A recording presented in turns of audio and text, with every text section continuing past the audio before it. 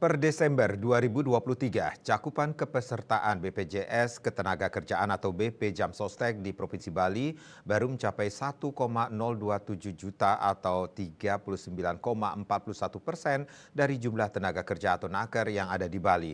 Angka ini naik 36% dari 2022 yang mencapai 750.000 peserta aktif.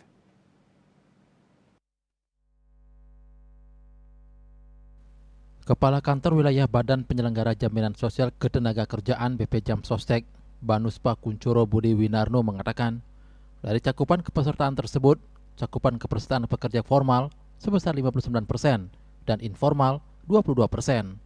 Padahal naker di Bali sekitar 70%-nya bekerja pada sektor informal. Ini PR terbesar, cara pihaknya menggarap lewat strategi dengan melibatkan komunitas desa, mengingat sistem perdataan, pengelolaan desa menjadi tulang punggung. Pihaknya bekerja sama dengan Pemda agar mengeluarkan imbauan atau SE kebijakan Bupati agar pemerintah desa memberi bantuan bagi 100 pekerja rentan. Menurutnya jika di tingkat desa melakukan pelindungan secara masif, dari bawah dapat bergerak ke atas memperluas cakupan kepesertaan.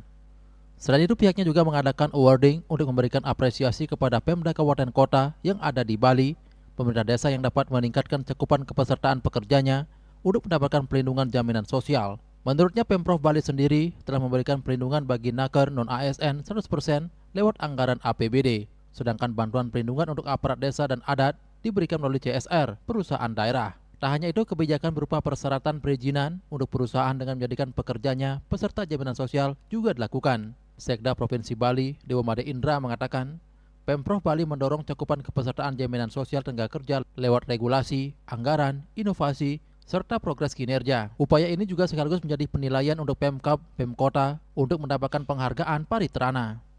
Bukan hanya memberi penghargaan, tapi juga memberi motivasi bagi Pemda agar mendorong perusahaan dan naker mendapat pelindungan jaminan sosial. Cita Maya Bali Pos melaporkan.